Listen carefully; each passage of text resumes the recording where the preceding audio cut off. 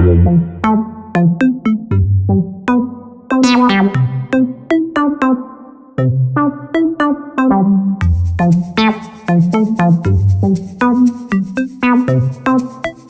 pessoal, tudo bem com vocês? Conforme eu havia prometido, esse vídeo é pra gente dar continuidade ao tema profissional, carreira, né? E hoje eu vim falar para vocês 7 lições para se tornar um profissional de sucesso. Lembrando, gente, que isso é com base na minha experiência profissional de 12 anos em uma multinacional. Como eu já falei, eu comecei de ajudante de serviços gerais e fui até ao cargo de gestora de processos agronômicos 2. Então, com essa base, tá? O que eu tô falando não é algo que você deve seguir à risca se você não concordar, isso não está escrito na pedra, mas é algo que você pode ter como base para usar no seu dia a dia profissional, tá bom? Aquela ali é minha irmã que passou, minha querida irmã. Então vamos lá. Primeira lição. A empresa ela visa 100% do retorno financeiro. Você deve fazer o mesmo. Por quê? Muita gente fica... como é que eu posso dizer? Ela fica achando que ela está em desvantagem, ou ela se coloca em postura de um coitadinho, de que a empresa não olha para ela, que a empresa só quer dinheiro. Claro que a empresa só quer dinheiro, a empresa ela visa retorno financeiro. Eu acho que quando a gente aceita isso, a gente já é muito feliz, porque a gente tem que entender que uma empresa ela sobrevive com rendimento, ela sobrevive com vendas, com lucro, senão ela não existe e o seu cargo também não vai existir. Então, quando você aceita isso, o que vai acontecer? Você vai pensar, pô, se a empresa ela visa retorno, qual que é a minha forma de contribuir para que essa empresa tenha ainda mais retorno? Consequentemente, se eu estou ajudando ela, ela vai me ajudar, porque é meritocracia. O que é isso? É por mérito. Você fez algo, você vai ser recompensada por isso. E eu acho que isso é na vida, né, pessoal? Pô, se você tem 2 filhos, um filho...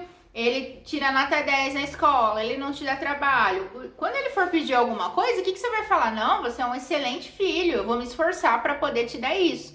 Agora, se é uma criança que só dá trabalho, que não obedece, que dá trabalho na escola, que não faz seus deveres, quando ele for pedir alguma coisa, a mãe vai falar, uai, mas você merece? Você acha que você tá merecendo? No dia a dia da empresa é a mesma coisa, tá? Então, quando a gente aceita isso, a gente sofre menos, a gente... usa isso como base, fala, poxa, eu preciso fazer com que a empresa cresça. Como que eu sei? Adriele, você tá falando, mas como que eu sei o que a empresa precisa? Isso é muito básico. Por exemplo, eu trabalhava num setor específico, então eu trabalhava na qualidade agrícola. Eu sei que quanto mais o trabalho, as operações trabalhar com qualidade, mais retorno financeiro a empresa vai ter. Porque não vai ter retrabalho, porque não vai ter desperdício, porque você vai otimizar o tempo de equipamentos e pessoas. Então tudo isso faz com que a empresa ela produza mais, ela ganha mais. A partir do momento que você está num setor, você precisa descobrir o que você precisa entregar para que você seja visto e qual que acaba sendo uma resposta de um outro passo aqui que eu vou falar para vocês também. Tá bom? Então eu acho que é um pouquinho disso. Aceite que a empresa sim, ela está existindo porque ela tem um porquê, né? Ela precisa ter retorno. Para investidores, proprietários, seja o que for, sócios. Segunda lição, aprenda a dizer não. Priorize as suas demandas. Por quê? Gente, eu acho que a gente tem que ajudar todo mundo. A gente, se puder, a gente faz o nosso, faz o do outro. Só que isso não pode ser um empecilho. Primeiro você tem que saber as suas entregas. O que você precisa entregar para a empresa, para aí depois você ajudar o outro. Eu não estou falando que você tem que ser egoísta, pensar só em você, mas tem alguns momentos que você tem que dizer não. Eu vou dar algum exemplo prático, né? Eu como gestora tinha gerentes que falavam para mim, Adriele, você pode mandar a sua equipe avaliar hoje para mim? Eu conheço o processo, eu sei que se eu mandasse minha equipe lá já era uma coisa programada. E vocês já viram uma auditoria ser agendada? Isso não pode, isso não existe, porque você vai chegar lá e o resultado vai estar maravilhoso. E não é isso que eu quero, a gente precisa chegar lá na realidade do momento, no que está acontecendo ali na hora, para poder identificar os problemas e soluções.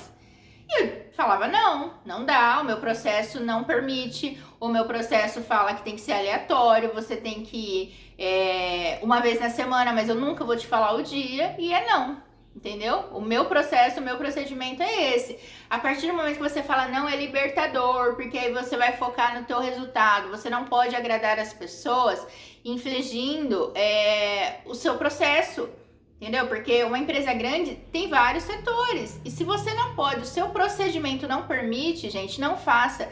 Isso também é ética, isso é caráter profissional, entendeu? Então não fale sim. Principalmente se isso não está de acordo com o teu trabalho, não está de acordo com os procedimentos, com a política de empresa, tá bom?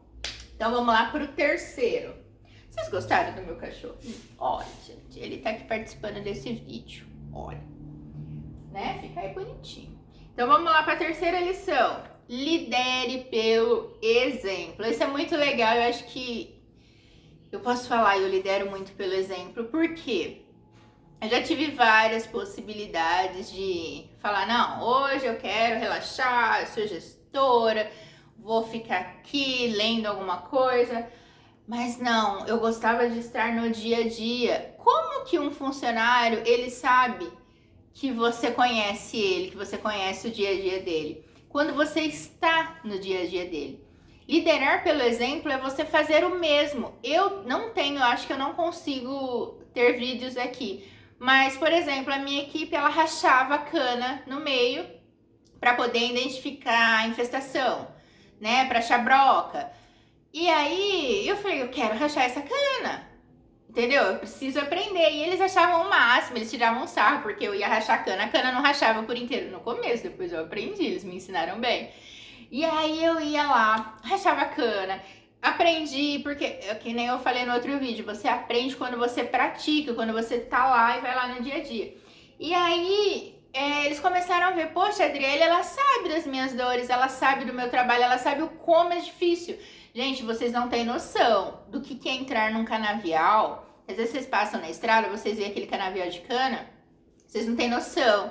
Às vezes você entra, a cana tá em pé, de repente você tá lá no meio, aquela cana, ela tá entrelaçada, ela tá acamada, que a gente fala, tá tombada, e aí você anda, você tem que ficar pulando em cima da cana. É lógico, tem os EPIs, camisa manga longa, óculos, touca árabe, né, que protege o rosto e tudo mais.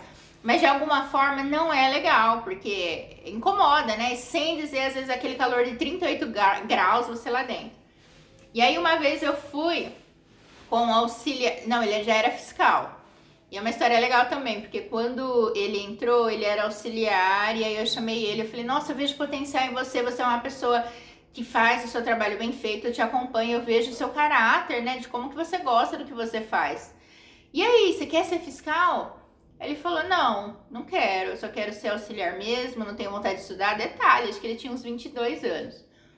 Não tenho vontade de estudar, não quero. E aí eu chamei ele para conversar, falei, olha só pra tua vida, você é jovem, um dia você vai ser um pai de família, você acha que com um salário de auxiliar você consegue sustentar a tua família, seu filho vai querer coisas, é bom quando você se profissionaliza, né, quando você pode olhar além do seu horizonte atual, né. E aí fui aconselhando, e mesmo assim a resposta dele foi não. E eu fui preparando ele profissionalmente, fui falando como que é bom sonhar, crescer, planejar, ser alguém. E ele é uma pessoa maravilhosa, assim, que sabe matemática como ninguém. E ele foi mudando de ideia. Depois, daí teve um dia que eu fui acompanhar ele, então ele era auxiliar ainda. E aí eu fui acompanhar ele, fazer avaliação de cigarrinha no meio da cana lá, toda camada. Nossa, tava terrível aquele dia. E eu sei que a gente chegou a se perder de tão grande que era e a cana tava acima da nossa cabeça. E eu falei, caramba, como que vocês trabalham duro, nesse sol quente, ter que abaixar, avaliar, mexer com o tablet. Aí eu falei assim, eu acho que eu ia ser uma boa auxiliar, mas eu ia te dar um trabalhinho, né?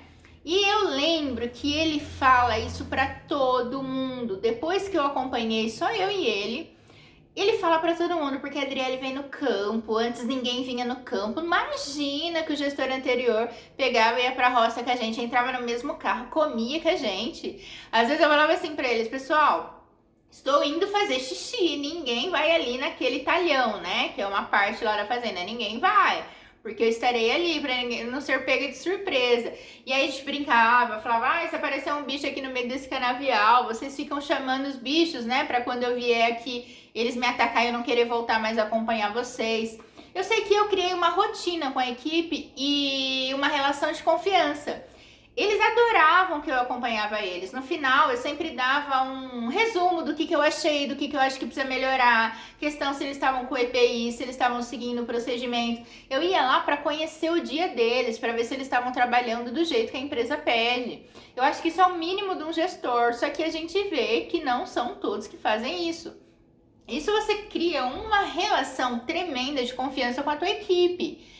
E aí isso começa a falar para um, falar para o outro, aí os meninos lá da equipe falam, porque hoje você acompanha fulano, eu quero que você vá na minha equipe, você precisa ver aquela pessoa, você contratou e ela tá dando um show, que pessoa maravilhosa, eu achei que a gente não dava nada para ela, e a gente erra também, tem gente que você contrata e você dá, nossa, nota 10 para ela, chegar lá nota 1, mas tudo bem, é aprendendo, né, tem pessoas que você olha, acha que vai ser uma coisa e na realidade não é. Mas tudo bem, a gente tá aqui para fazer a gestão e ir encaixando. Mas é isso, pessoal. Lidere pelo exemplo. O que eu quis dizer com tudo isso? Que a partir do momento que você vivencia o dia a dia do seu funcionário, que você sabe as dores, cara, toda vez que eu ia pro campo eu vi uma possibilidade de melhoria. Eu falava para minha gestora, minha coordenadora na época, falou assim, Carol, não dá, olha só como a equipe trabalha, esse sistema não vai, o tablet não vai, vamos melhorar. Então era aquela pessoa crítica, chegava com resumo de tudo que eu vi, ia lá, vamos melhorar. E aí, outro passo também, você viu um problema na sua equipe, vai lá e soluciona, vai lá e resolva, não adianta você ir lá ver problema e não dar continuidade. Então eu sempre falei isso para minha equipe, né, para os meus gestores operacionais. Falava, pessoal, se você tem um problema, já resolve. Tem que ter um começo, meio e fim. Identifiquei o problema, vou atrás de resolver e vou mostrar para eles que eu resolvi. Isso se chama credibilidade, profissionalismo. Não adianta você ficar postergando o negócio. Tem que resolver, mas não resolve. Você perde credibilidade. Sua equipe vai falar, tá por fora, entendeu? Tá por fora. Vem aqui, inventa um monte de coisa, fala que vai fazer, não faz nada. Você perdeu a credibilidade com a tua equipe, que é eles que vão fazer o seu resultado, esquece, gente. Vocês não vão ter sucesso aí na vida profissional. Sinto muito em lhe dizer. Quarta lição. Saiba como você é medido. Quais são os seus resultados? Quais são os seus indicadores? Eu, por exemplo, eu sabia dos meus resultados. Então, vou dar um exemplo prático. Eu precisava fazer levantamento de, sei lá, 40 mil hectares de infestação final. Era o indicador nosso lá, infestação de broca na cana, tá? E aí a gente tinha que fazer esse levantamento. A partir do momento que eu sei o que eu sou medida, quais são as minhas entregas, volta a falar, a empresa vai ter um retorno significativo se a cana ela for lá para moagem sem infestação, tá? Porque quem não conhece o ciclo da cana, ela pode ir até o 8º corte, 9º corte, isso depende muito de como você trata ela. Se essa cana ela tá com uma infestação de broca, tem situações que ela vai até o 3º corte só e começa a dar falha no canavial, essa cana ela não vai produzir, vai dar efeito, impacto lá na indústria também. Então, é uma avaliação de extrema importância. E aí tem manejo integrado da broca que a gente começou a fazer. Isso são... Eu morro de saudade, tô falando aqui, eu tô morrendo de saudade. Mas é um dos indicadores que eu era medida. Nossa, eu tinha uns 10, 15 lá. Era um desafio imenso, como eu falo pra vocês, é uma usina imensa, né? E aí eu conhecia, a partir do momento que eu conhecia meus indicadores, eu, ralava, chegava na equipe, esse mês o foco é pragas de solo. A gente tem que levantar 2 mil hectares na semana. O que a gente vai fazer? Eu tinha 9 equipes de 4, 5 pessoas por carro. Tinha 9 carros. Vamos pegar essa equipe que o cara é expert em pragas, vamos treinar ele, vamos levar, vamos juntar toda a equipe, tirar dúvida, porque não basta medir, as pessoas têm que medir certo, fazer o serviço certo para o resultado ser confiável, né? Porque era através do nosso resultado que o outro setor, que era o setor de recomendação, eles iam tomar decisão. Qual produto vai aplicar na cana, se é químico, se é biológico. Então, a partir da decisão do meu resultado. Então, tinha que ser muito bom. A partir do momento que você sabe as suas entregas, é muito mais fácil você trabalhar, porque você vai focar naquilo. Enquanto você não entregar aquilo, você não vai sossegar. E não ache que quando você entregar, você vai ter paz. Quando você for expert naquilo, você vai ter outros desafios e outros e outros e outros. E como que isso acaba? Nunca. Só que você vai tendo desenvolvimento sempre, você vai crescendo. Chega uma hora que você é só consultora, as pessoas te ligam, ai, aconteceu esse problema com você, essa cana estava queimada, nesse caso, como que você faz a avaliação em cana queimada? Ela entra, ela não entra, eu posso cancelar? Você vira expert, ó, nesse caso não. Esse aqui você chama a pessoa para ir lá avaliar junto, para tomar decisão, chama o gestor, faz um vídeo.